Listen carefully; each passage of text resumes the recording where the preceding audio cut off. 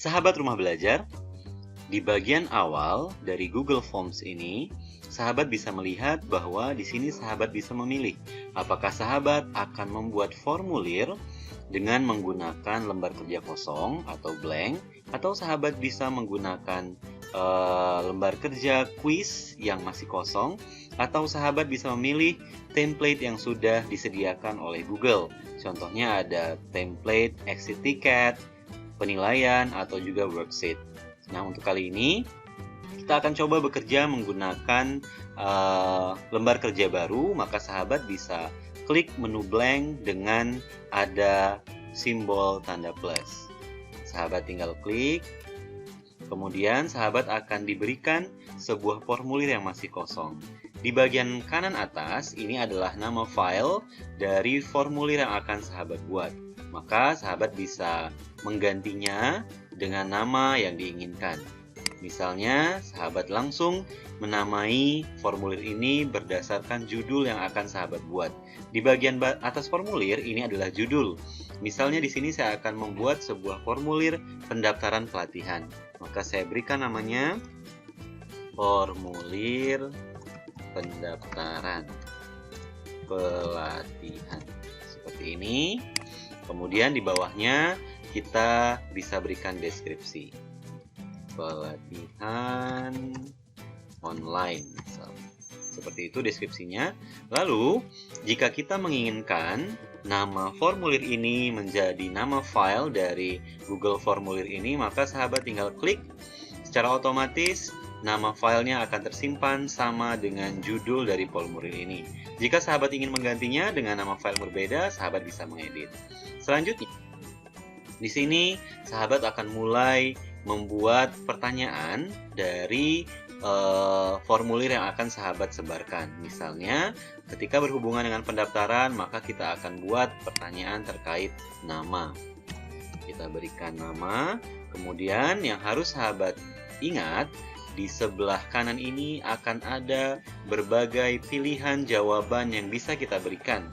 Misalnya, sahabat ingin menanyakan nama, ini jawabannya nanti apakah berupa jawaban pendek, ya, jadi dituliskan pendek, atau berupa paragraf, jawaban yang panjang, berupa multiple choice, pilihan A, B, C, D, atau check boxes, sahabat memberikan pilihan, kemudian nanti responden akan bisa memilih beberapa pilihan jawaban.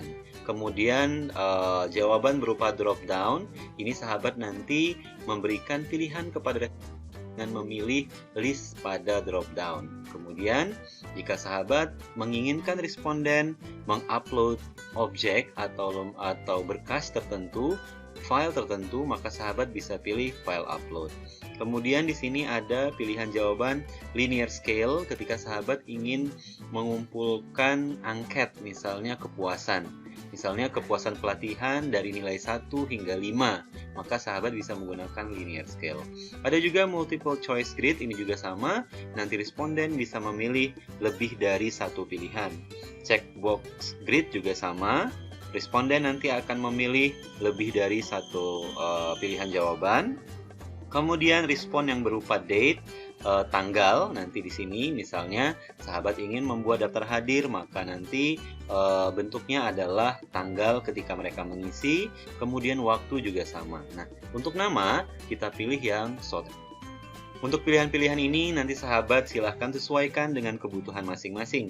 Untuk nama saya pilih short answer. Kemudian, jika sahabat ingin menambahkan deskripsi di sini, maka sahabat tinggal klik, kemudian tambahkan deskripsi.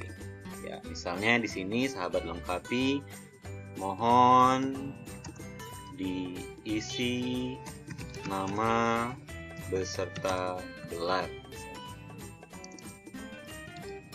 Ya, seperti ini. Selesai, maka nanti akan ada keterangan seperti ini.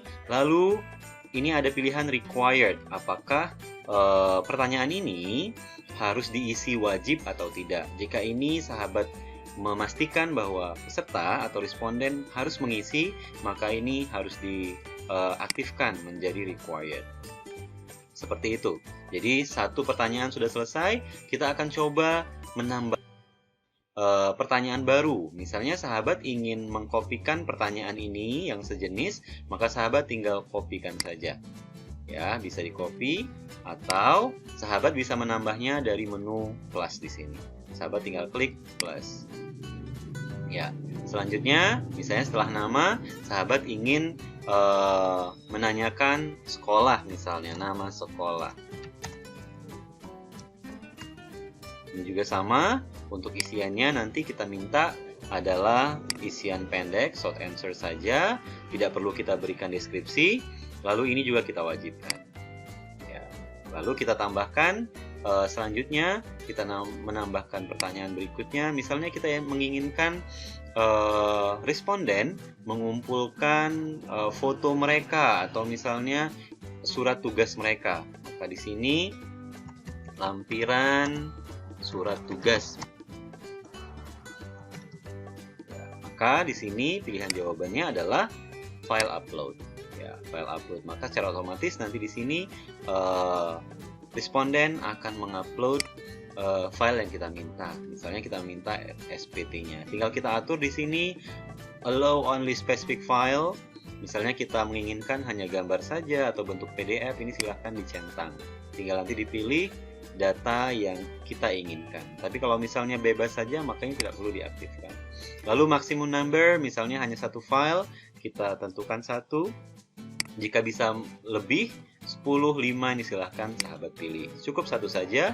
Maksimum file juga bisa kita atur, apakah bisa sampai 100 MB atau berapa MB yang kita inginkan. Misalnya 10 MB saja supaya tidak memberatkan drive kita nantinya. Lalu kita required, kita wajibkan. Kita anggap cukup untuk